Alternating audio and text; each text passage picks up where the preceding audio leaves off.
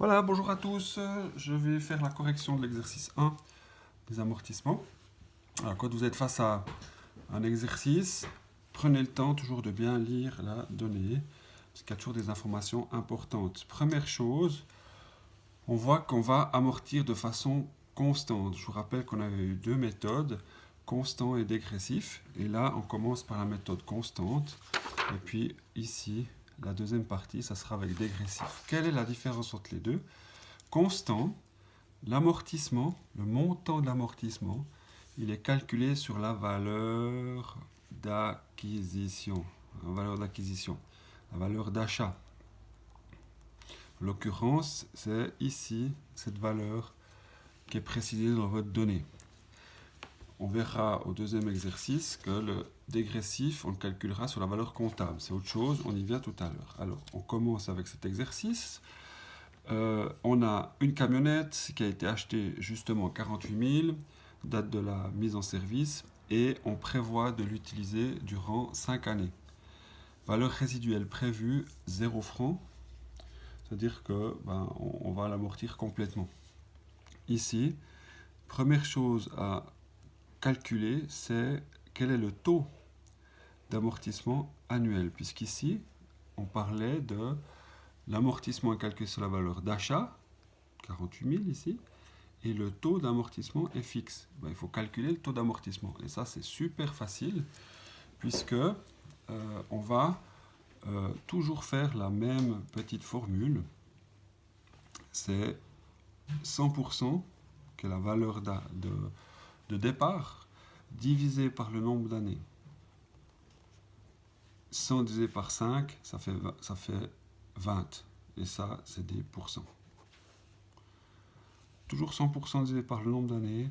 Et donc 100 sur 5, vous oubliez éventuellement ça. 100, qui est le 100%, qui est la valeur de départ, toujours fixé à 100%, divisé par le nombre d'années, 5 ans, ça fait 20, et ça, c'est des pourcents. Il y a aussi une autre façon de le calculer, je vous le montre. Quel sera l'amortissement annuel? Eh bien, on fait les 48 000 francs d'achat divisé par 5 ans, et ça vous fait 9 600 francs d'amortissement par année. Et là, vous faites une petite règle de 3. Vous allez dire 48 000 correspond 100%. X, 9 600, désolé, correspond à X%. Règle de 3, vous savez faire. Donc X égale 20%. C'est la même chose, simplement ma méthode elle est un tout petit peu plus rapide. L'idée c'est de trouver 20% d'amortissement, de taux d'amortissement annuel. Alors après, il faut prendre du temps pour bien remplir le tableau. Au début, il faut vraiment prendre ce temps-là parce que c'est un peu nouveau. Et puis ne pas faire de faute de calcul. Je reviendrai sur cette valeur résiduelle prévue tout à l'heure parce qu'on a une petite subtilité ici en fin d'exercice. Alors, on y va, on attaque. Donc, j'ai acheté ça le 1er janvier 2011. Donc, on va ici noter, première ligne, on a la fin de l'année 2011. Quelle est la valeur d'achat? C'était 48 000. Et puis, cette valeur d'achat, c'est la même, évidemment, parce que je ne vais pas racheter un autre véhicule entre-temps. Il n'y a rien qui est précisé, donc c'est toujours la même valeur. Quel sera l'amortissement que je vais faire à la fin de la première année, de fin 2011? C'est 48 000 fois 20%. On a fait le petit calcul ici, ça fait 9 600 francs d'amortissement annuel. Cumul des amortissements jusqu'à présent, vous faites simplement, vous additionnez combien d'amortissements vous avez fait jusqu'à présent. C'est que 9 600. Et puis, valeur résiduelle, valeur comptable, c'est dans ma comptabilité maintenant, ça vaut plus que combien? J'avais acheté pour 48 000, j'amortis 9 600, je vous rappelle, je tiens compte d'une diminution de cette valeur parce qu'il y a de l'usure à ma camionnette. Et puis, je vais calculer ma valeur comptable en faisant simplement valeur d'achat moins cumul d'amortissement. Donc, 38 400 dans ce cas-là. Et on continue, on passe à la fin 2012. Et ben là, c'est un peu toujours la même chose. Quand on est dans le constant, ça sera toujours la même somme. C'est ça qui est pratique, constant. L'amortissement sera toujours de la même somme. Donc 9600, sauf la dernière année, on viendra tout à l'heure. 9600, l'amortissement cumulé, ben vous faites 9600 plus 9600, ça fait 19200. Nouvelle valeur résiduelle, c'est-à-dire valeur d'achat moins le cumul d'amortissement, ça fait 28 800 francs. Troisième année, j'amortis toujours de 9600 francs. Mon amortissement cumulé commence à grandir, 28 800. Et puis, j'ai ici une valeur résiduelle à 19 200. Pardon. Quatrième année, fin de la quatrième année, sans surprise, j'amortis de 9600. Mon cumul passe à 38 400 francs. Et puis, j'ai plus que 9600 francs de valeur comptable. Bah, c'est exactement ce qu'on avait prévu. On avait prévu de finir en 5 ans mon amortissement. Donc, la dernière valeur résiduelle correspond à un dernier amortissement. Mais, voilà la petite subtilité de cet exercice, c'est que on avait prévu une valeur résiduelle à 0 francs, c'est-à-dire qu'on allait amortir complètement. Mais non, on peut aussi, ici, faire figurer dans mon bilan une valeur de 1 franc. Ça figurera dans mon compte pour la valeur de 1 franc. Ça, c'est qu'on souhaite, par exemple, conserver l'usage de ce véhicule, parce qu'après 5 ans, j'aurai peut-être 140 000 km sur ce véhicule, puis je ne veux pas le vendre tout de suite, je vais encore l'utiliser.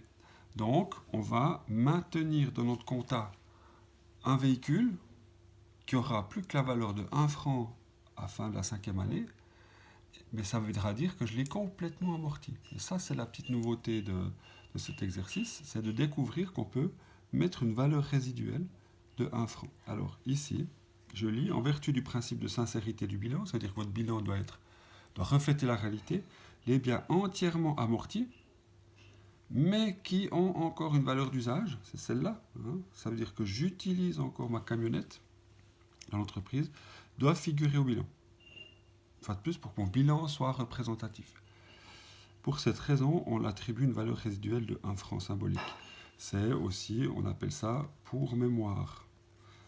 Pour mémoire, j'ai toujours ce véhicule, camionnette Toyota, et puis je l'utilise encore, mais elle vaut plus qu'1 franc dans mon compte. Alors, question qu'on peut se poser, qui m'a été posée par quelqu'un d'entre vous d'ailleurs, c'est est-ce que je peux, après, vendre cette camionnette? Bien sûr, vous pouvez la vendre quand vous voulez.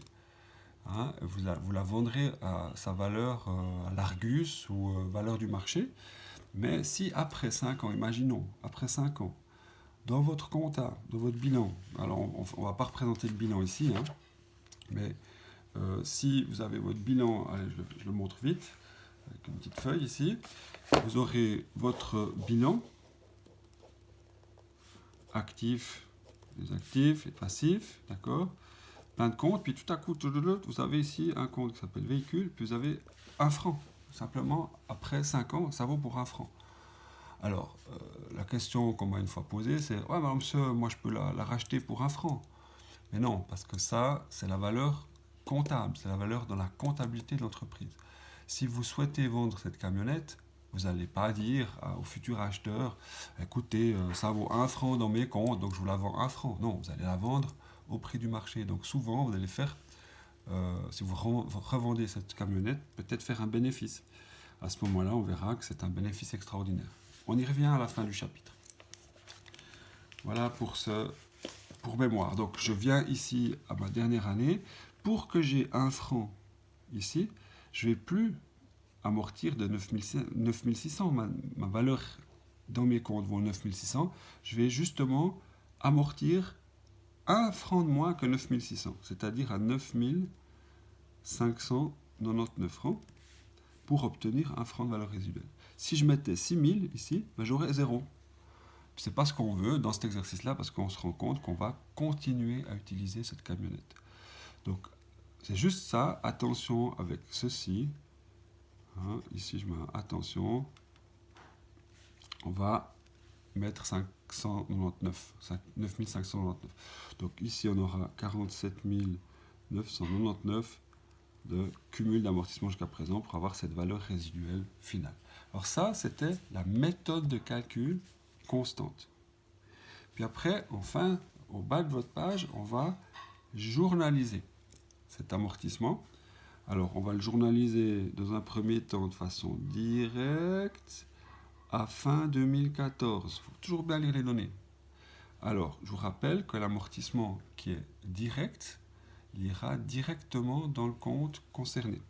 Et comme il ne s'agit pas de l'immeuble, vous savez, le petit hic avec l'immeuble, je vais ressortir mon papier l'autre jour.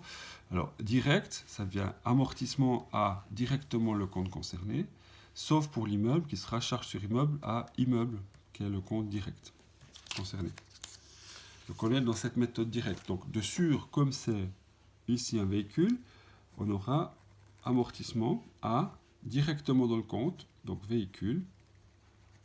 Et puis, à fin 2014, je vais lire, 2014, j'étais à 9600 francs, cette somme-là, pour amortir, 9600. Donc ça, c'est la méthode directe. Et puis, deuxième partie, journalisée de la façon indirecte, cette fois à fin 2015.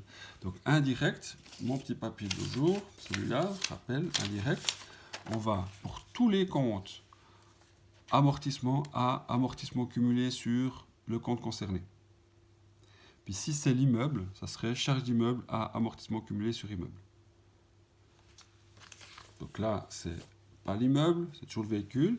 Donc ça sera amortissement à cumul d'amortissement, amortissement cumulé sur véhicule. C'est un petit peu long à noter, mais il faut le noter. Et puis, ici, on a dit, on voulait le journal à la fin 2015, je vais chercher, c'est cette fameuse somme de 9599 francs. 9599 francs. Voilà pour cette partie A. Je m'arrête là, puis je fais la partie B sur le deuxième tutoriel.